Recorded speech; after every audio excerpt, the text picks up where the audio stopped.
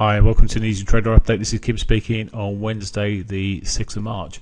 Okay, looking at the pound dollar first, and as you can see, we're still, from a daily perspective, very much in a downtrend. We've seen, if I bring the weekly chart up, actually, we've seen the sort of the bounce off the round 5,000 number.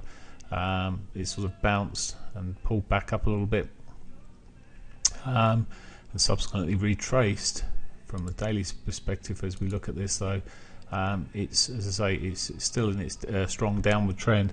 Now, there is a possibility we could see a pullback up to the monthly pivot at some point in the not too distant future. We just need to get some momentum behind this move. It's just struggling. It put the sort of bullish harami in. It's then put a shooting star back into that 8, which is not looking particularly great. Today, at the moment, we're sitting here, we're spinning stop. Okay, day's not finished, plenty of day left there. At the moment, we've seen a reasonable recovery from the lows earlier this morning or mid-morning. But these markets, you can probably see in the smaller time frame. If I bring this into a 4-hour chart, what we're seeing is long periods of relatively sideward price action with sort of quite big swings all of a sudden. We had a nice news-based trade yesterday where the price just flew up very quickly. We managed to get the trade ourselves, and then it subsequently just gave everything all the way back again in terms of the movement, and just never managed to hold on to it yesterday. Today, well, we're putting this sort of hammer in at the moment. We're close to midday. If this holds, we could see some possible further upside. The problem with the whole of this price action, though, is previous highs and other resistance levels. As we've run through gone through all lows, got into such a downward trend, the problem with when you're trying to make a bit of a move upwards is every time you come to one of these key moving averages, such as the 50 here, it becomes a bit of a bugbear, and then you then get to the next step, and then the next thing happens, etc. To a large extent, we're sort of reliant on news. Obviously, UK economy not looking great, so we've seen the sell-off over the last few weeks, months. But the services figure came out slightly better yesterday, hence the pop up there. But it's, as I say, still we shouldn't. Although we've got potential for further upside and some sort of magnetic targets, if you like, where we often see this hit early in the month, this monthly pivot.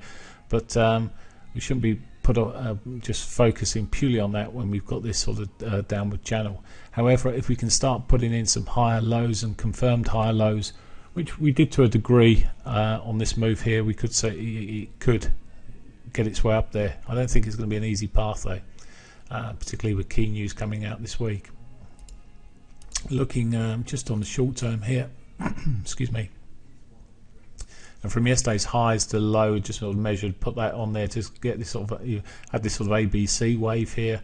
It could be over. It didn't really do a one-to-one, but it doesn't have to.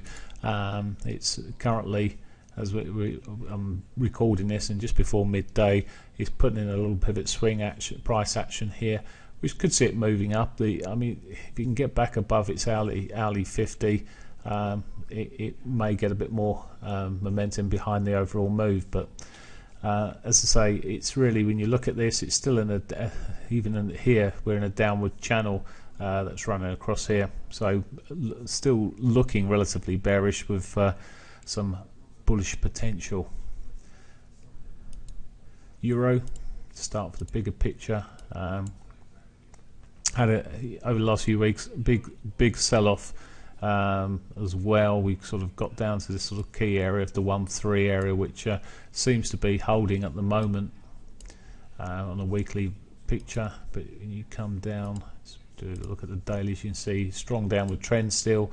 Again, we've got the monthly pivot above us, the 50 MAs above us, so there's some sort of points to actually run at. But we just, every time we sort of try and get above this short-term moving average, it's struggling. It's finding a bit of support, as I say, off the 1-3 area in these previous highs and lows that we've got here. So it's quite a key figure when you look at the 1.3 area. it's got potential to get a step up there, but again, although yesterday, the previous 2 days we had a bullish army, then we saw the follow through, which we saw the break of that and started moving up. I'd be a bit more bullish.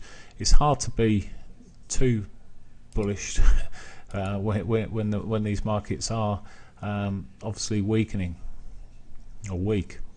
One thing it has done on the 4-hourly perspective is it's got above its this is a regression channel, these blue, black and red lines, so it's just above its average at the moment. It's just keep coming back towards it. If it can get a push up on this hourly perspective and start breaking these highs here, break out of yesterday's high, it might give us a bit more footing for some further upside in the coming days.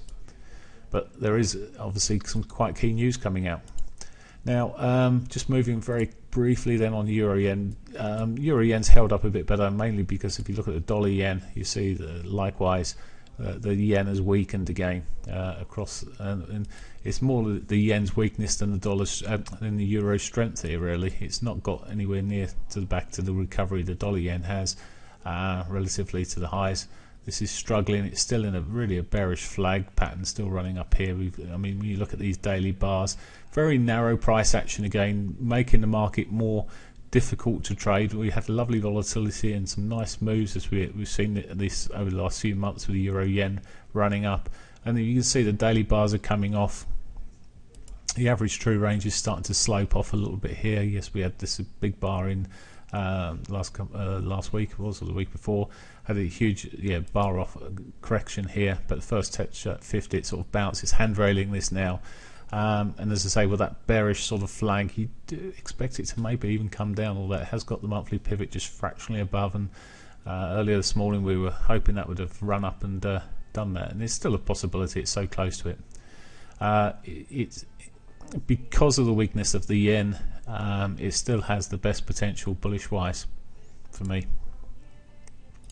Okay, let's just look at it from a 4-hour perspective. It's quite messy. As you can see, this makes for difficult trading when you're getting this sort of price action with these currencies, which prior to this we'd seen these nice movements which are much easier to trade. As you can see there, it doesn't take a rocket science to realise this is a much choppier market at the moment, maybe waiting on these key results this week. But we've got the non-farm ADP figure coming out at 1:15 today, which may give us a bit of a guide to what we may see for the non-farm payrolls on Friday. But at the moment, as I say, it's quite tricky, and the best thing is not to be trying to do too much in these markets. We can always hope for the home run, but hope is a disaster in trading.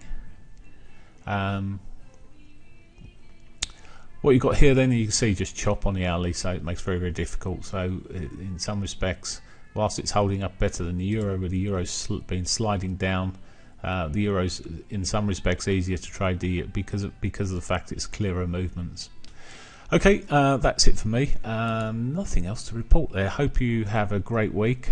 Kevin B back on Friday with some live trading hopefully, and he'll speak to you then. Take care. Bye for now.